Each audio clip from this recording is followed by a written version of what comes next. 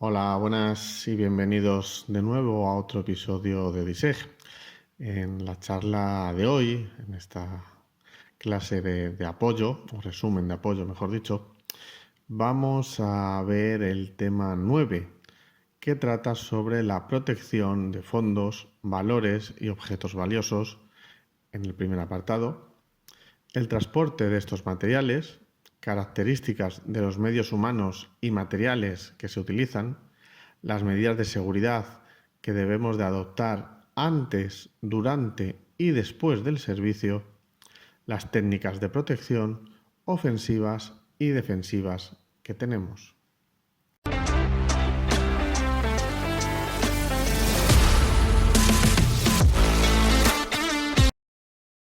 Lo primero que tenemos que saber es que existe una normativa específica para el transporte de fondos y todo esto viene regulada en la Ley 5/2014, en el Reglamento de Seguridad Privada 2364/1994 y en las órdenes de Interior 314/2011 y la Orden 317 de 2011. Estas son las más importantes donde mayor referencia se hace a la protección de fondos. Como muestra, vamos a ver cuándo tenemos que utilizar los furgones blindados, ¿no? Porque no siempre se usan y no siempre se utilizan para todos los transportes. De hecho, la propia ley nos indica que cuando los fondos y valores no exceden de 250.000 euros o de 125.000 si el transporte se efectúa de forma regular o con periodicidad inferior a los 6 días, el transporte podrá ser realizado por un vigilante de seguridad. Ya vemos que no es necesario que sean 3. Que éste deberá ir dotado como mínimo con el arma corta reglamentaria. Recordemos que es el revólver del 38. Y en un vehículo blindado o no, pero sí tiene que ser de la empresa. Entonces, ya vemos que si el importe es inferior o que se hace cada menos tiempo de 6 días, pues no tiene por qué ir 3 vigilantes, solo puede ir uno. Por otro lado, también nos dice que cuando el valor de lo transportado sí exceda de las cantidades determinadas en el apartado anterior, es decir, 250.000 euros o 125 o más de 125.000 si se hace con una periodicidad superior a los 6 días, ¿vale? Ya este transporte habrá de realizarse obligatoriamente por las empresas de seguridad autorizadas y en vehículos blindados. Estos vehículos blindados deberán de ir ocupados por 3 vigilantes de seguridad. Uno es el conductor, otro es el jefe de equipo o porteador y un vigilante de protección o escolta. Entonces, esto lo tenemos que tener un poquito claro, aunque este es un apartado bastante extenso y de hecho tiene también un cursillo específico para los transportes de fondos. Tenemos que conocerlo porque siempre nos suele quedar alguna preguntilla. El transporte de estos materiales se puede definir como un servicio específico de la seguridad privada. Consiste en proteger y transportar los bienes, fondos, valores y objetos valiosos desde un punto a otro. Esta actividad, como ya decimos, viene muy reglamentada. De hecho, viene desde qué tipo de armas podemos portar, cómo deben de ser los furgones, qué resistencia al blindaje deben de tener, qué equipación, etcétera.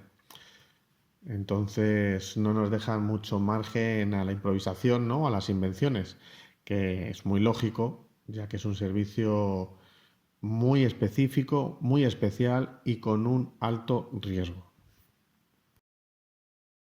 Características de los medios humanos.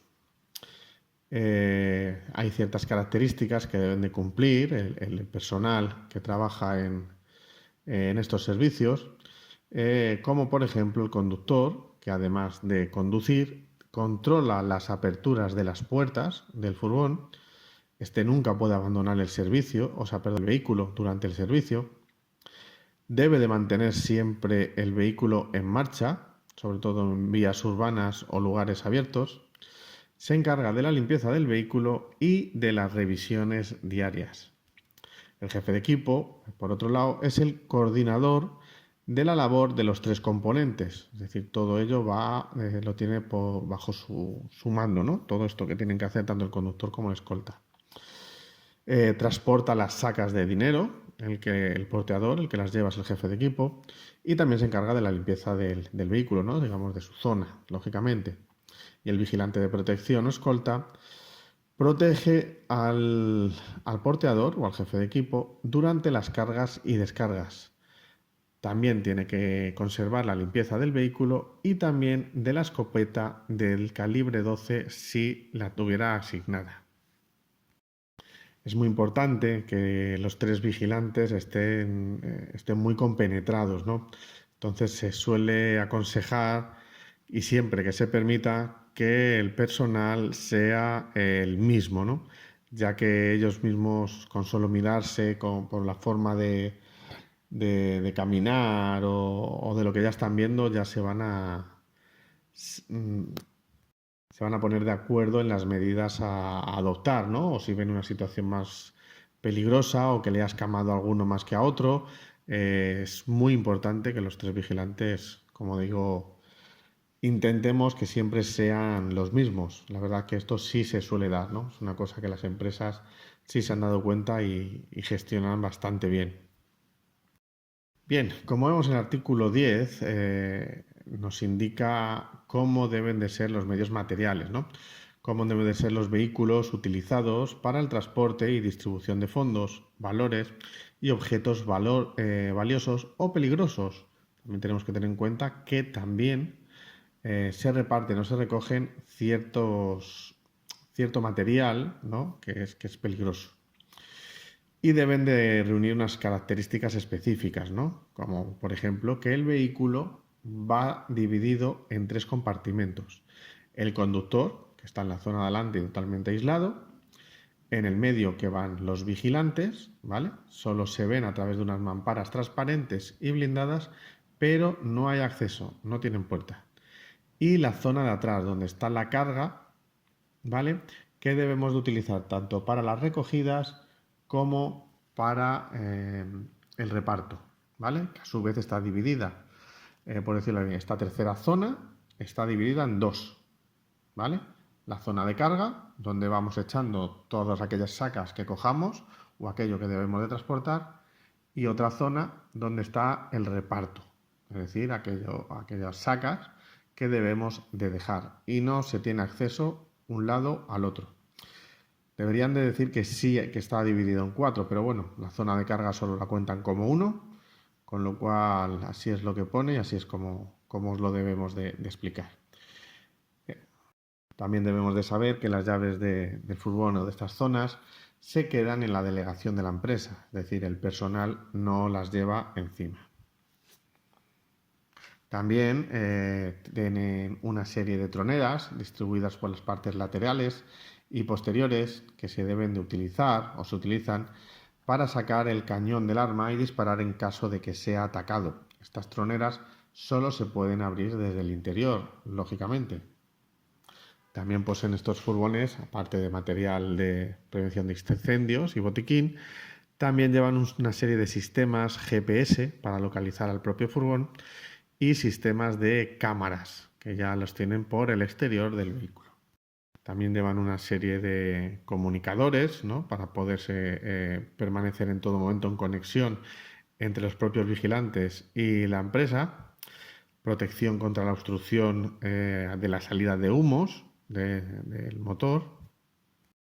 Y las ruedas que no van rellenas de aire. Son macizas, de tal forma que aunque les disparen no pinchan estas ruedas o lógicamente, si no es por un disparo, que no pinchemos y nos tengamos que bajar a cambiar la rueda, lógicamente. Medidas de seguridad antes del servicio. Una de las medidas más importantes es la prevención, ¿no? Intentar tener las cosas lo más prevista posible. Tenéis que tener varias máximas en este sector. Siempre os repito las mismas. No sé que soy muy pesado, pero son así.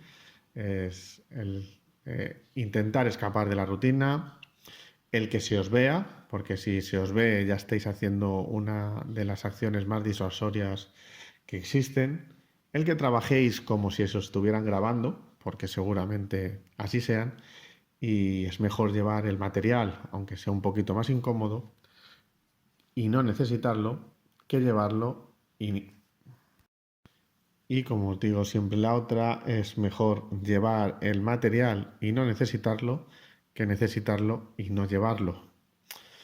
Entonces tenemos que tener clara estos conceptos, ¿no? Estas medidas antes de iniciar cualquier servicio, ya que nunca sabemos cuándo va a pasar algo malo. Y como indico, es mejor estar prevenido que no. Y la autoprotección es, vamos, es fundamental y sobre todo en este tipo de servicios, que muchas veces nos relajamos por pereza o por descuidos. Y no podemos. Estamos en un sector que la negligencia nos puede costar muy cara.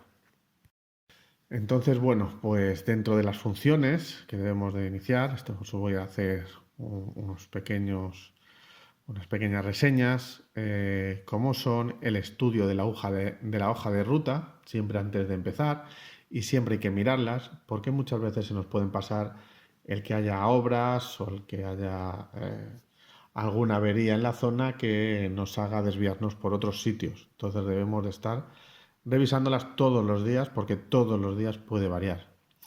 La situación de los itinerarios, de los puestos de emergencia, donde están ubicados, que hay veces que nos cambian una zona del SAMUR a otra o una comisaría y no nos hemos dado ni cuenta. Hay que revisar estos puestos donde podemos acudir. Las condiciones de los lugares donde vamos a maniobrar, las posibles soluciones de conflictos, ¿no? que nos tengan que indicar o que nos gestionen dentro de nuestros procedimientos, el estado de los medios a utilizar, ¿vale? Y firmar las hojas de ruta antes de salir y al regreso a base, ¿vale? Cuando se finaliza el servicio hay que firmar para que vean que hemos vuelto todos sanos y salvos y contentos. También debéis de comprobar, por supuesto, ¿no? Los sistemas de comunicación, ¿no? Haciendo las llamadas pertinentes antes de salir, comprobar que todas las puertas, los sistemas de alarmas y sistemas electrónicos funcionan correctamente. Medidas de seguridad durante el servicio. Debemos saber que el servicio que se va a desarrollar con grandes limitaciones, ya que el tráfico, las distancias entre puntos que deben de cubrirse en poco tiempo, el lugar de aparcamiento de la zona de entregas y recogidas, aglomeraciones de personal, horarios en los que pueda haber más afluencia de público en ciertas zonas o aceras, o como bares o discotecas, si hay alguna manifestación, zonas que haya cerca de los museos, los centros comerciales, cuando accedemos al interior de los centros comerciales y establecimientos, pues requiere una serie de medidas especiales, ¿no? Dentro del servicio está dividida en 4 actividades, ¿no? El mismo.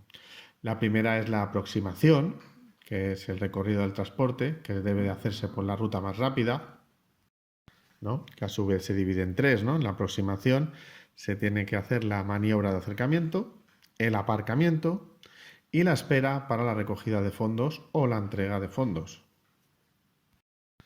Tenemos que tener otra serie de medidas también durante las entregas y recogidas, no ir pegados los dos vigilantes para facilitar el asalto.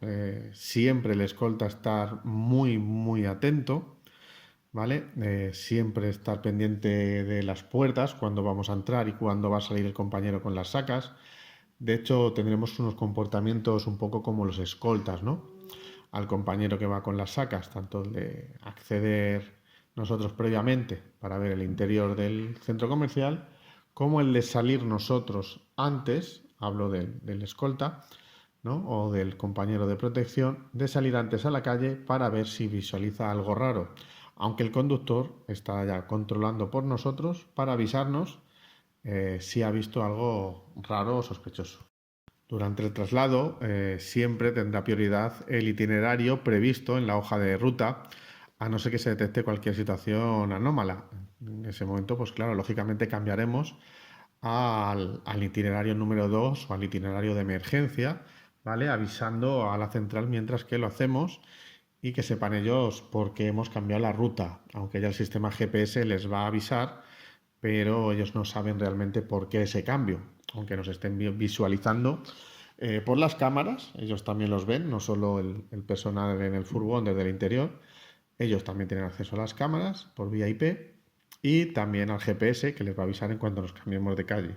Por eso es preciso avisar, porque si encima no avisamos nosotros o no podemos, se nos olvida incluso contestar, que alguna vez ha pasado, se pueden creer que están robando el furgón o que ya lo han robado.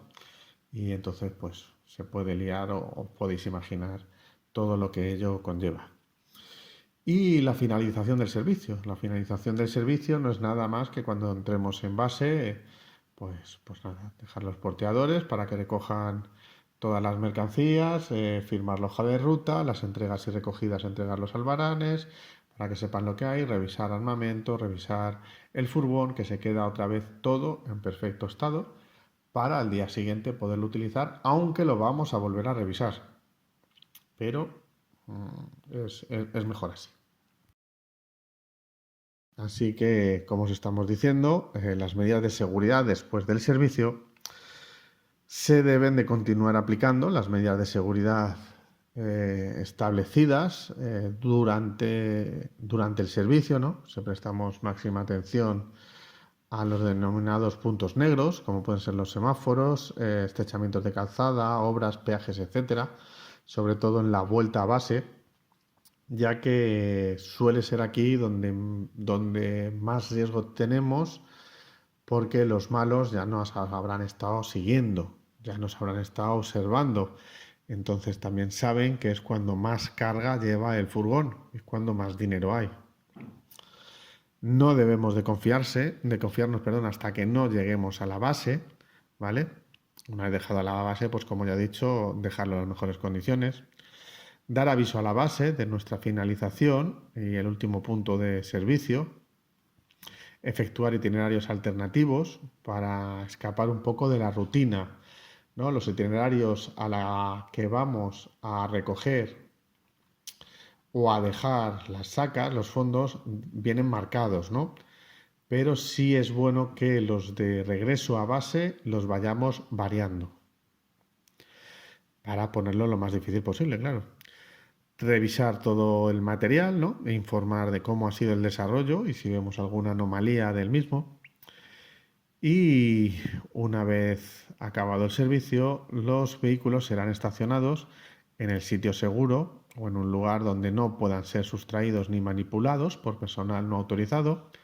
Antes de abandonar la dotación, se hará una revisión del arma, como hemos dicho, para evitar que quede abandonado cualquier objeto y comprobar que no haya cartuchería en el interior y comprobar los niveles correspondientes de agua, de gasolina, líquido de frenos, etcétera, del vehículo.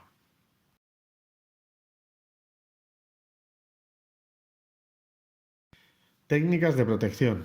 En caso de que suframos un ataque, es importante poner el vehículo de forma oblicua para dar la zona menos plana, ¿vale?, hacia la zona donde los están disparando. Es decir, aunque los vehículos sean blindados, si se repite varias veces los impactos en la misma zona, al final acaban cediendo, ¿no? Al final vence la resistencia que tiene defensiva. Entonces hay que ponerlo de forma oblicua, en diagonal, en pico, hacia donde nos están disparando, para que no puedan repetirse los impactos, ¿no? O se repitan lo menos posible mientras que huimos. Para saltar los coches debemos de tener claro que es necesario, lógicamente, interceptarlo y generalmente pararlo. Si no, es muy difícil de asaltar un furgón, ¿no? Esta acción se suele llevar o intentar llevar a cabo en la zona de carga o descarga, ¿no? O como hemos dicho antes, en la vuelta a base, que nos intente hacer una encerrona para que frenemos. Entonces, el operativo de seguridad, los componentes, tenemos que tener previstas las respuestas ante las agresiones que se nos pueden dar para poder reaccionar ante ellas. Por eso, como os he dicho en las diapositivas anteriores, la prevención es fundamental. Técnicas defensivas y ofensivas. La conducción defensiva tiene por objeto el evitar el posible ataque al vehículo, sorteando cualquier intento de obstrucción provocado por cualquier obstáculo que nos hayan colocado en la trayectoria. Dentro de estas maniobras de escape, las más comunes es la maniobra en Y, la vuelta corta o la maniobra California.